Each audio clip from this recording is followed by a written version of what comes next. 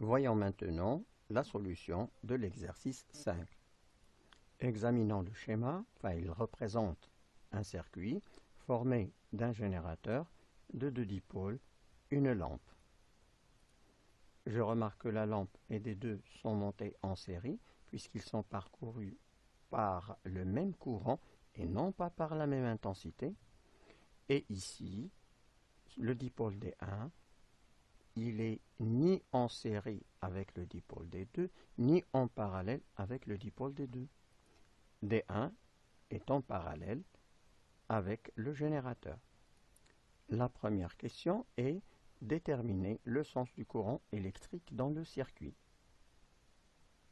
J'ai donc ici le courant principal I qui part de la borne positive du générateur et c'est lui qui va parcourir la branche DNPA. Ici le courant I1 qui traverse le dipôle D1, celui-ci ne va parcourir que la branche AD. Finalement, j'ai le courant I2. I2 va parcourir la branche A, B, C, D, en traversant D2 et la lampe L. Je dois rappeler que l'idée, qu'on doit suivre lorsqu'on veut représenter les courants, est que la borne positive pousse le courant, tandis que la borne négative attire le courant. Autrement dit, lorsque I1 arrive en D, il ne pourra jamais aller vers C. Pourquoi? Parce qu'une fois arrivant en D, il sera attiré vers N par la borne négative du générateur. De plus, un circuit plein de flèches n'a aucun sens. Donc, juste ce qu'on vient de faire est largement suffisant. La question suivante nous demande de représenter les tensions UPN, UAD, UBC et UBA. Pour ne pas oublier, j'ai ramené la phrase ici. UPN, c'est la tension dont la flèche pointe vers le point P. En fait, il faut dire la tension électrique. Mais par abus de langage, on a l'habitude de dire tout simplement tension. Voici la tension UAD, la tension UBA et la tension UBC. Je sais que ce n'est pas demandé, mais si on nous demande de représenter la tension UDB, je peux la représenter par cette flèche ou celle-ci. Si vous remarquez tout simplement, il est parallèle à cette flèche. Pourquoi? Parce que justement le point D, c'est le même que le point C, puisqu'ils ont le même potentiel. Mais ne chauffe jamais quelque chose comme ça. Parce qu'il y a des gens, voici la tension UBD. Eh bien non, c'est pas ça, c'est faux. Je la colore. Ça c'est faux, ça c'est rien, ça c'est pas UBD, ça c'est rien, c'est faux. Pour le branchement du voltmètre pour mesurer la tension UBC, le voltmètre doit être branché en parallèle avec la branche BC, c'est-à-dire tous les points du fil conducteur qui sont liés à B se trouvent au même potentiel que B. Donc, à n'importe quelle position ici le long de ce fil, je peux brancher l'entrée plus et non pas positive, l'entrée plus du voltmètre. Idem, je peux brancher l'entrée moins du voltmètre n'importe où sur le fil où appartient C. Pourquoi? Parce qu'on s'était mis d'accord que tous les points d'un fil conducteur se trouvent au même potentiel. Je peux même le brancher en N ou bien en D ou bien tout près ici parce que ça forme un fil. Mais pédagogiquement, il est facile de le représenter comme ceci en parallèle avec la branche BC. Je peux bien évidemment et intuitivement le brancher au point B et au point C. Attention, Dans ce cas, le point C et le point B ne sont pas des nœuds. Pourquoi? Parce qu'on considère que le courant qui traverse le voltmètre est pratiquement quasiment nul. Alors avant d'attaquer la question suivante, on nous donne des informations. Alors la figure ci-contre représente le cadran du voltmètre, c'est celle-là, pardon, branché pour mesurer UBC, où le calibre c'est 10 volts. Calculer la tension UBC, calculer l'incertitude absolue sachant que la classe de l'appareil est 2, déterminer la précision sur la mesure. Alors ces trois questions, c'est exactement les mêmes que pour le courant, je ne vais pas trop les détailler. Pour la question 4, on utilise Cn sur N0, on va trouver 7,3 volts. Pour la question 5, en utilisant l'incertitude absolue, c'est la classe fois le calibre sur 100, donc on va trouver 0,2 volts.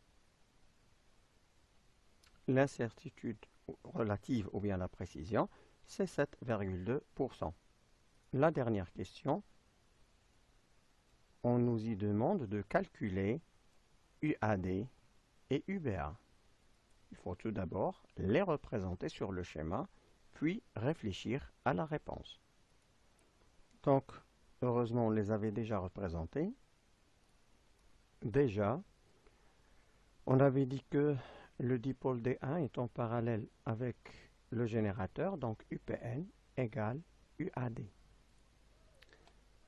Pour ceux qui veulent le démontrer, puisque le point P et le point A sont liés par le même fil conducteur, donc le potentiel VP égale le potentiel VA. De même, le potentiel VD égale le potentiel VN. Donc VP moins VN égale VA moins VD, d'où UAD égale UPN. En utilisant la loi d'additivité des tensions sur la maille A, B, C, D. Alors, pour la circulation de mon doigt, je vais suivre ce cercle. Donc, en faisant la circulation, je vais aller dans le sens de UAD, donc je vais écrire plus UAD. Je vais aussi aller dans le sens de UAB, donc UBA, plus UBA. Alors, quant à UBC, je vais aller dans le sens opposé, donc je vais écrire moins UBC est égal 0. Voilà. Cette circulation n'a aucune relation avec le courant. Ça, je le dis et je le répète. La loi des nœuds est absolument indépendante de la loi des mailles. La loi des mailles est indépendante de tout ce qui concerne le courant. De cette manière, on tire UBA est égal à plus BC moins UAD. En remplaçant les valeurs, on trouvera que UBA égale moins 4,7 volts. C'est fini pour cet exercice. On se rencontrera, Inch'Allah, pour le prochain exercice. Merci. Donc voici la solution de l'exercice numéro 6. Ici, on nous propose un circuit bien garni de lampes et de branches. On nous précise que L6 est identique à L7. En jetant un coup d'œil, L6 est branché entre E et F. Idem, la lampe L7, elle aussi, elle est branchée entre E et F, selon cette branche. Vous allez me dire, et le point H et le point Q, eh bien, c'est le même point du point de vue potentiel, donc ils appartiennent au même fil conducteur. Analysons le circuit proposé, ici je l'ai un petit peu simplifié. Donc on a le courant qui va partir de la borne positive, il va traverser la lampe L1, de G vers A. Ici, il va se scinder, il va se séparer en deux.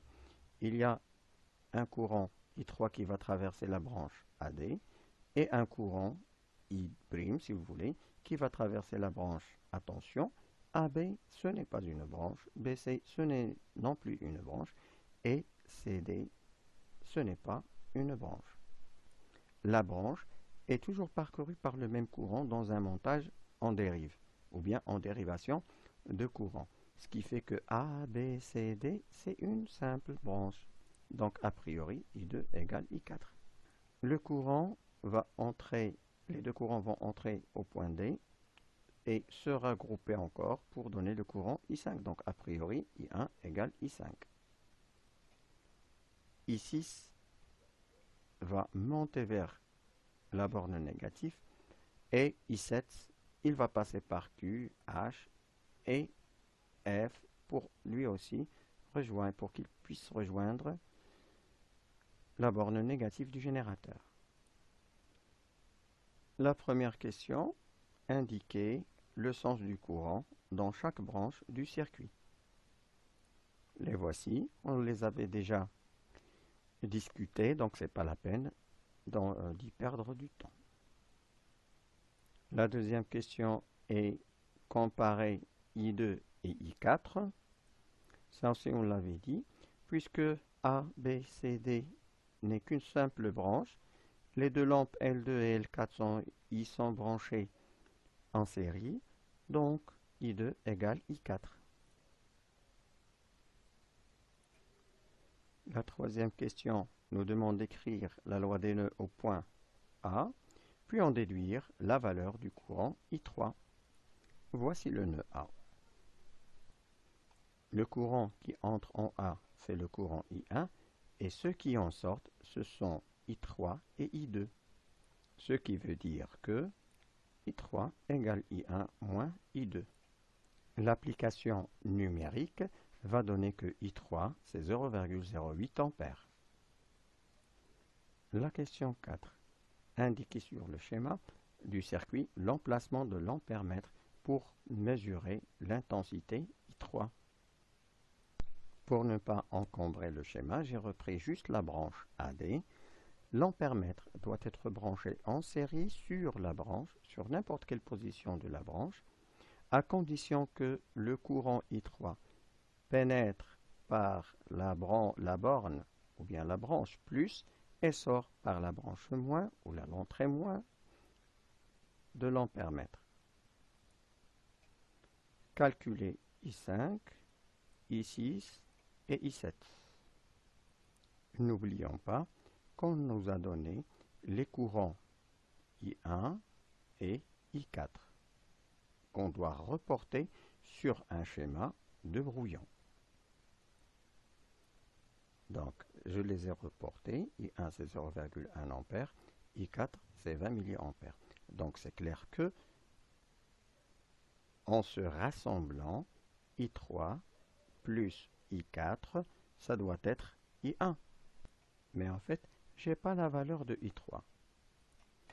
En EA, j'ai I1 égale à I4 plus I3. Une simple comparaison montre que I1 égale I5. Donc, I5, c'est 0,1 ampère.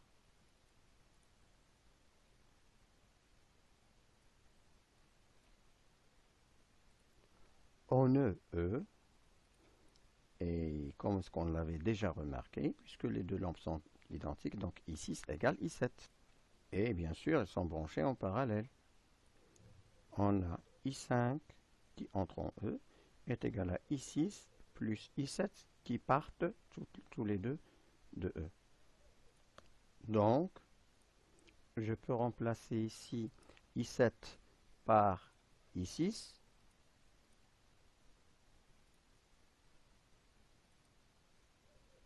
Ce qui me donne I6 égale I5 sur 2. Tout calcul fait, on trouve I6 égale I7, c'est 0,05 ampères. Maintenant, on nous demande de représenter les tensions UAB et UCD. Juste pour alléger le schéma, je vais enlever toutes les autres indications. Voilà. Voici donc la tension AB. Elle est représentée par une flèche en parallèle, si vous voulez, entre la branche AB, mais dont la flèche indique la première lettre en indice, c'est-à-dire la lettre A. Quant à la tension UCB, elle est représentée par une flèche qui pointe vers C. La question suivante, c'est de calculer UCD et en le justifiant. En fait, on a déjà retenu la chose, c'est que le point C et le point D appartiennent au même fil conducteur, donc ils possèdent le même potentiel électrique, ce qui fait que la différence entre les deux potentiels, ou bien la DDP, la différence de potentiel entre C et D, est nulle. Donc UCD égale 0 volts. L'autre question, c'est écrire la loi des mailles. Dans la maille ABCD, donc ABCD, la voilà. Oui. Et calculer UAD et en déduire ou bien déduire UGA. On va voir. Avant tout, je dois représenter la tension UAD et la tension UGA. Voici la tension UGA dont la flèche pointe vers G. Et voici la tension UAD. C'est une flèche qui pointe vers A, puisque A se trouve en première lettre en indice. Attention encore, la longueur, si vous voulez, de la flèche n'indique en aucun cas l'ampleur de la tension, s'il est plus grande ou bien plus petite. Aucune relation. C'est juste une flèche qui indique la différence qu'on doit utiliser. C'est-à-dire, puisque la flèche pointe vers le point A, donc la tension UAD va être VA moins VD. Pour ne pas se perdre, nous allons adopter ces données dans notre schéma. C'est très important. Ça facilite, j'ai dit, les idées. Connaissant bien évidemment les données connues et les données inconnues. Donc, dans mon brouillon, je vais noter UAB, c'est 4 volts, UCB, c'est moins 2 volts, UGD, c'est 7 volts. Remarquez que j'aurais pu incliner un petit peu la flèche pour dire que ça vient de D, mais ça n'a aucun sens, puisque tout ce fil tout entier peut représenter le potentiel VD. D'ailleurs, on avait montré que VC est égal VD. UED, c'est moins 1 volt. Et la tension UGF qui vaut 10 volts. Alors, en adoptant cette circulation dans la maille ABCD, mon doigt part dans le sens conforme à celui de UCB, donc ça sera plus UCB, plus UAD, moins UAB égale 0, ce qui veut dire que UAD égale UAB moins UCB. L'application numérique donne UAD égale 6 volts. Pour déterminer la tension UGA, celle-ci, je vais prendre la maille GAD. Alors, une maille ou bien un circuit n'est pas forcément matériel ou bien matérialisé, tel que par exemple, il n'y a aucun fil métallique ou bien un dipôle devant nos yeux qui lie D et G. Mais en physique, on dira le dipôle général entre G et D, eh bien il fait la liaison. Après, dans une prochaine leçon, on va voir la notion du schéma équivalent et vous allez comprendre cette petite remarque. Si je circule ici dans cette maille dans ce sens, j'aurai UAD plus UGA moins UDG égale 0, ce qui donne UGA égale 1 volt. C'est tout simplement 7 moins 6.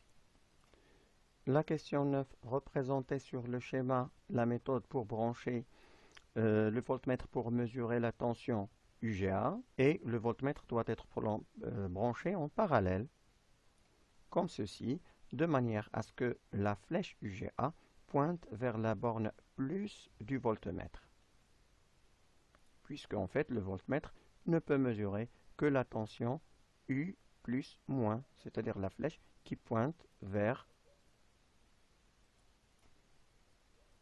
son entrée plus.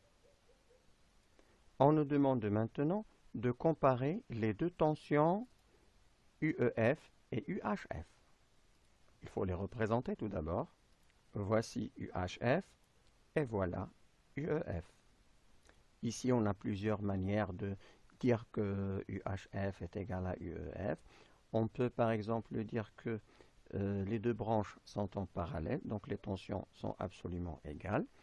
Ou bien calculer à l'aide des potentiels, dire que UEF c'est VE moins VF et UHF c'est VH moins VF. Voilà. Donc j'ai dit puisque VE moins VH égale 0, ils sont liés par un fil conducteur. Donc UEF égale UHF. Ça, c'est juste une démonstration facultative dont il suffit de dire que les deux branches sont en parallèle et automatiquement l'on sait que UEF égale à UHF. La dernière question est de déterminer la valeur de UEF et UHF, qui est la même. Dans ce cas, je vais considérer la maille G, E, F, D, parce que là, il y avait un point D, donc, qui a été refoulé ici. Je circule dans ce sens, et puis je vous fais remarquer que rien ne m'empêche de circuler dans l'autre sens. J'aurai, puisque je descends avec mon doigt, c'est très simple, selon UEF, j'aurai UEF plus UGD moins UGF, d'accord? Et puis moins UED égale 0. Après, je remarque que j'ai toutes les valeurs, moins 1, 7 et 10. Je n'ai qu'un seul inconnu qui est EF, et bien je le ramène de l'autre côté. Donc c'est ça. Et puis, tout calcul fait, on trouve UEF égale 2 volts. J'espère que vous avez compris la méthode d'appliquer la loi d'additivité des tensions, ou bien aussi connue sous le nom de loi des mailles. Merci pour votre attention.